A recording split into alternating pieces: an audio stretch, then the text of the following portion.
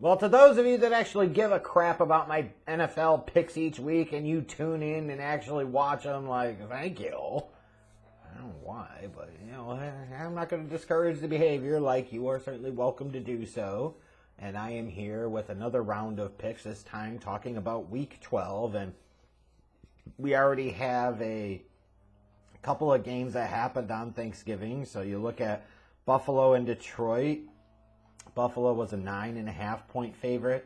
I certainly didn't expect Buffalo to blow out Detroit because Detroit's kind of those teams you F around, you find out, they find a way to hang in there, and then they ultimately find a way for the Lions gonna Lions, and that's what happened, right? So you pick Detroit to win, but you pick Buffalo to win, but you pick Detroit in that case to cover. That's what you do, especially when the spread's that big. You look at the Giants and the Cowboys, and it's interesting to me. They're hyping up right now online, you know, just how many millions of people watched that Giants-Cowboys game. And that's probably not that surprising, right? A team that is relatively good from a record standpoint in the Giants in the biggest media market in the country, taking on America's team, the team with the biggest fan base in the country. They're playing on Thanksgiving in a featured slot, and both teams are relevant and matter. So, yeah, it's not surprised over 40 million people were going to watch that game. You know, there's a reason, as much as we don't like it, the NFL treats the Dallas Cowboys like John Cena. They will pound them into that fucking spot no matter what. They will never push anybody else to that same level. They just won't. And in this case, you can kind of see the justification for it from a small-minded kind of view. But that 10-point spread was really big. That felt a little too big. And then you had the Patriots and the Vikings on Thursday night. And yeah, that Hunter Henry overturned touchdown, that was crap.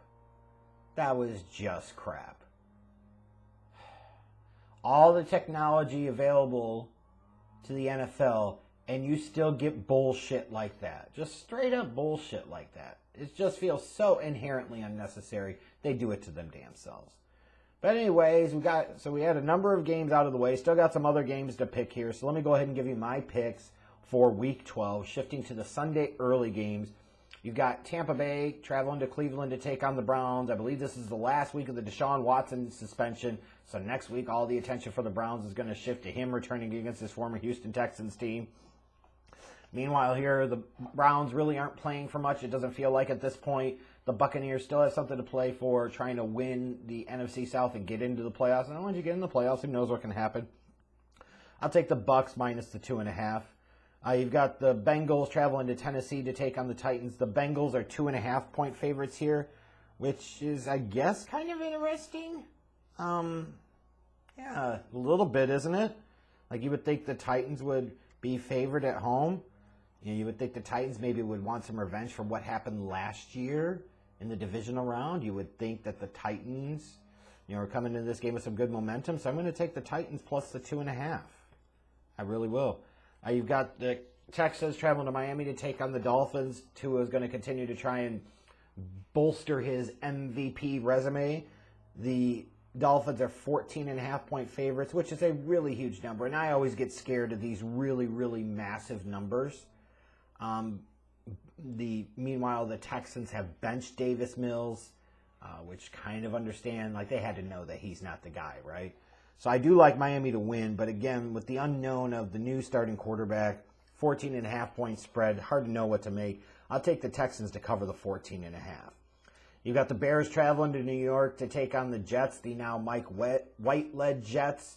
And we got questions about whether or not Justin Fields is going to play Sunday or not. So it was one of these things where you're looking at potentially Justin Fields versus Zach Wilson a few weeks ago. Now you're looking at this matchup and you're saying, well, either one of them play. Well, you already know Justin Fields is injured, and you know Zach Wilson's already been benched, so it's possible you don't see either one of them.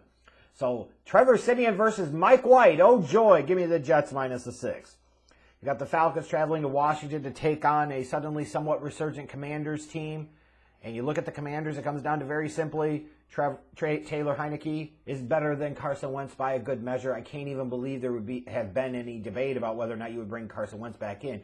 And as much as Commanders fans might be happy at the moment, say, hey, my team's above 500, they're playing some solid ball. You know, you should be really questioning the stupidity of your organization ever have traded for Carson Wentz to begin with.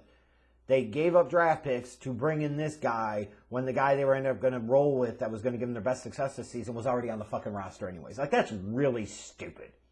That is front office incompetence, coaching incompetence of the highest order. Give me the Commanders minus the 4. Speaking of Losersville, the Carolina Panthers already fired their coach. It seems like the Denver Broncos are going to fire Nathaniel Hackett sometime in the next 6-7 weeks, and should, by the way, if the offense doesn't dramatically turn around in a big hurry. You got the Broncos favored by 1 here. Thank God I ain't got to watch that game. Give me the Broncos minus the 1. You got the Ravens traveling to Jacksonville to take on the Jags. I will take the Ravens minus the 3.5.